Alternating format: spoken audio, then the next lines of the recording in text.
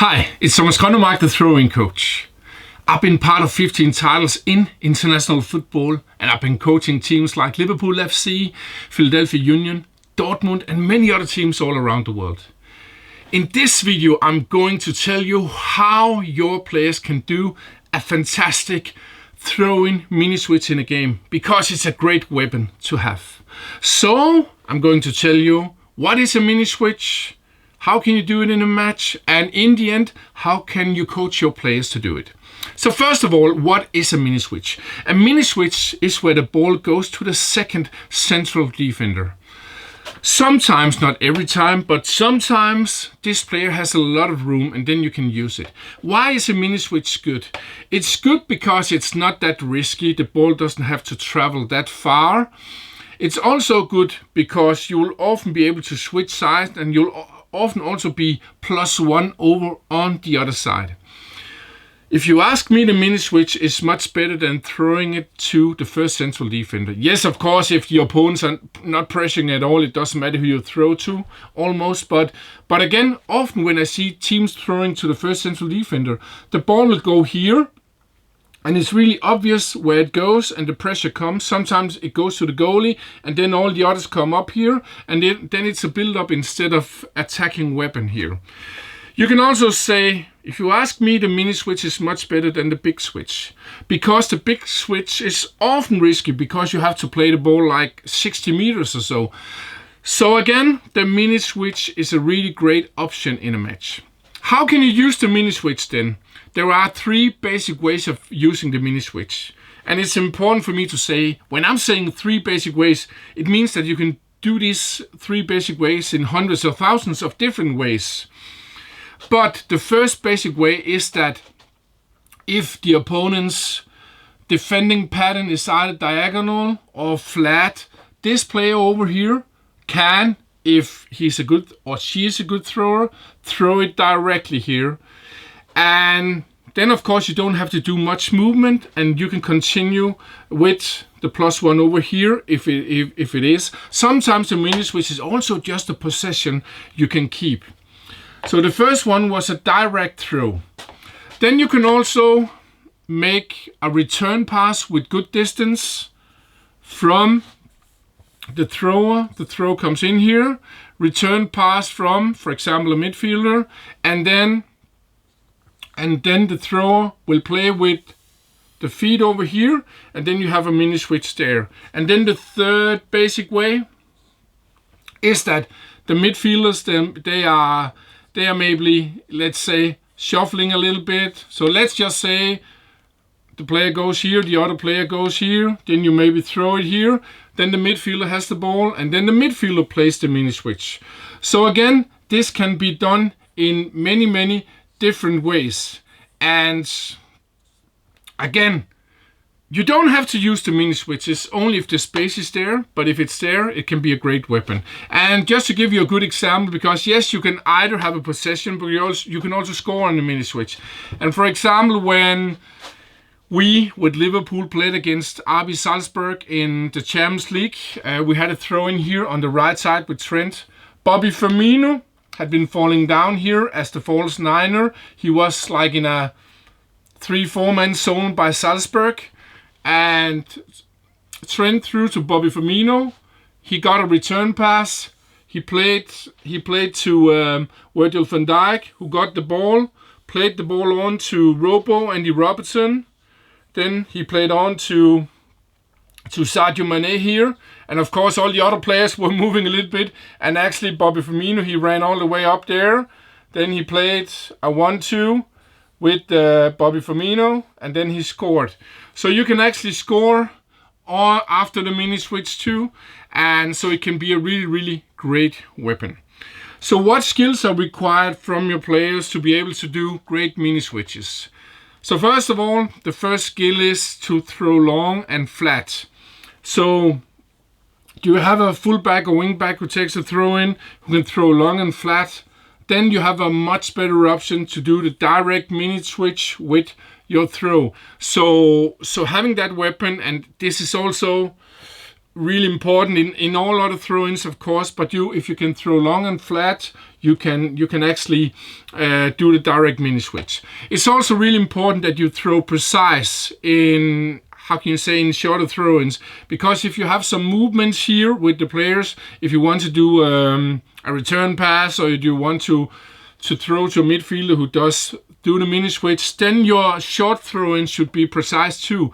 And most of the time you want it to go to the feet. So that is a really great, important thing that your players are able to do. Then it's also important, of course, to high quality passing. So both the passing from the thrower, if he gets it again, the return pass, the passing from the midfielders, and so that's important too. Then it's also important because if you can't throw directly, you'll often have to be creating space here, because you can't expect just to get the ball without any pressure. And if it's too obvious that you are getting the ball, you'll have high pressure. So they have to have the ability here to make high quality space creation. Those often it'll be the midfielders. And then there's another thing here. So the sixer is also really important when you want to do a mini switch. So again, let's say we have the first central defender here, we have the second central defender here, then we have the sixer here. Let's say the sixer is here and he's marked. So often I see that the sixers are occupying that space where you want to do the mini switch. So if the sixer sees that we have space for the mini switch, and he can do that by scanning, then he should try to, of course he can go in a midfield rotation here with space creation, but he or she should also try not to occupy the space. So because if this player is a little bit away, then we have more space to do the mini switch. So there's a lot of things you need to be able to do to make high quality mini switches.